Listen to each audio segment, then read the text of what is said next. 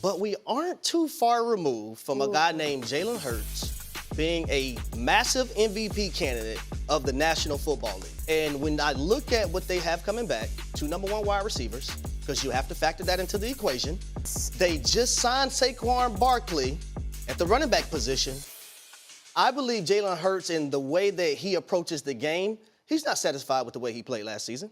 There is just so much going on with the Philadelphia Eagles right now, and so much anticipation for next season now that the draft is over and the full schedule and dates have officially been released. So I want to break down the Eagles schedule and give my game-by-game predictions. But before I begin, I would really appreciate it if you would drop a like and subscribe. It only takes 5 seconds, plus you can always change your mind. We are on the road to 30K subscribers, and with your support, I believe we can get there super fast. Alright, so talking about the Eagles schedule off a first glimpse, in terms of last year's records, the teams they face overall are just below 500 combined, but that does not mean they have an easy road. They have to go through the AFC North, which is the toughest division in the league, and they will have to play the Bengals and Ravens on the road. But the Cowboys got a little worse, and I think that's going to help a lot. And for the one Cowboys fan that's going to come across this video, I stand by my statement. The Cowboys got worse from last year. Anyways, with that being said, let's get right into it. So week 1, the Eagles will play the Packers. This game's going to be in Brazil. Kinda sucks that the Eagles will have to waste a home game, but either way, this is going to be an electric atmosphere opening up the season.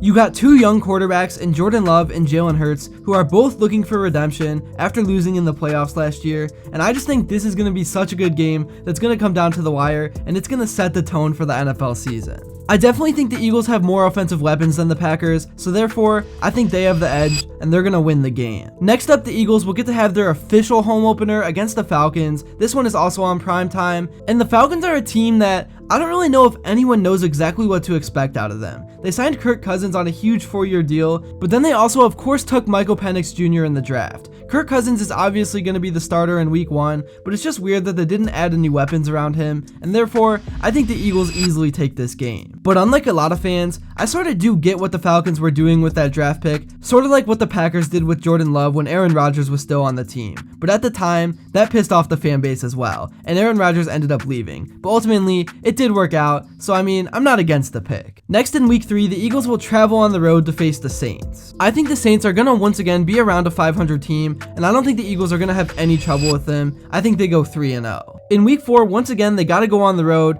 this time to Tampa Bay, to face Baker Mayfield and the Buccaneers. I see another win to start out 4-0. I love Baker, but I just think the Eagles have too much talent on offense, and I think they're going to overpower them. And not only that, the Eagles fixed up their defense in the draft with Cooper DeJean and Quentin Mitchell, so I just don't see how Baker's going to put up enough points to keep up. But it's going to be a close game. In week 5, the Eagles will host the Cleveland Browns. I really love the Browns defense a lot with Jim Schwartz. Obviously, I'm a Browns fan, so I have a lot of bias, so you know I'm going to go with my Brownies. I don't think the Eagles are going to start out 11-0, and they got to lose somewhere. I think this is a game that they lose. But don't worry, you guys, because in week 6, the Eagles travel on the road to MetLife Stadium to face the Giants. I think they get a big bounce back win by double digits. I just am not that big on Daniel Jones, even with the selection of Malik Neighbors. So now with the 5-1 record, the Eagles will head into the jungle to face the Bengals. This is another game against a tough AFC North team in a tough environment. I think they lose to go 5-2. I think Joe Burrow has a big game, throwing for over 400 yards. But then in week 8, they will host the Jags, and personally, I'm just not that big on Trevor Lawrence. They do have a healthy Travis Etienne, but I just don't think they have enough firepower to compete. So with that being said, in front of the home crowd, I think they go 6-2, and they will be preparing for the big game on the road in Dallas. I just realized I had my week screwed up because I forgot they have a super early bye in week 4. So now with a 6-2 record, this would be week 10, heading into the biggest game of the year against the Dallas Cowboys. Like I said, I think the Cowboys regressed from last year. They're still going to be a good team with a super good offense led by CeeDee Lamb, but I like who the Eagles drafted. I think they're going to be able to contain him, and I think Jalen Hurts is going to be able to put up enough points to win the game. So now with a 7-2 record headed into week 11, the Eagles will host the Commanders.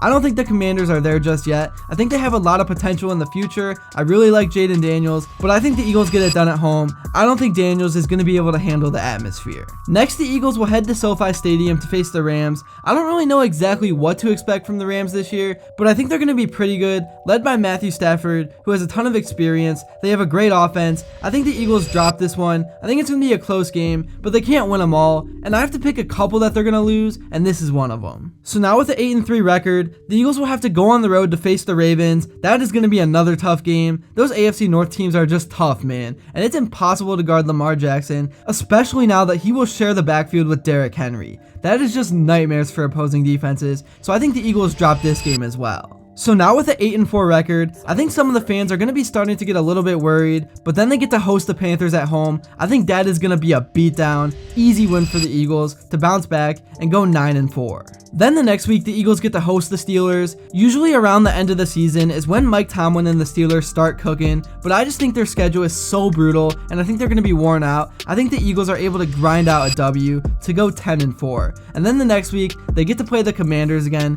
This one is on the road, but I still think it's an easy W. The Commander season is pretty much going to be over by now. I don't think that's really going to be much of a game. So now with an 11-4 record in week 17, the Eagles will host the Dallas Cowboys. I think this game is going to decide who wins the division. It's going to be officially the biggest game of the year, and at home, in this environment, I don't see them losing. I know the Cowboys are going to have an explosive offense, but they just lost so many key pieces that I just don't see it happening. So then in week 18, to secure the division, the Eagles will host the Giants. I think this is another game where the Giants season is already going to be over, so they're not even going to be playing the starters. I think this is an easy W for the Eagles. So after all of that, Philly ends the season with a 13-4 record. I know some of you guys might hate on me for the games I predicted them to lose, but they're not going to go 17-0. They're going to lose a few games that they're supposed to win. They're not a perfect team, but ultimately, I have them winning the division, so you can't really complain. But we all know this fan base doesn't really care that much about regular season success. They need to perform when the lights are brightest and the season is on the line. So we'll see what happens from here. I think they could have a shot at a first round bye, but I don't think they get it with a 13-4 record. So they're going to have to play in that wild card game,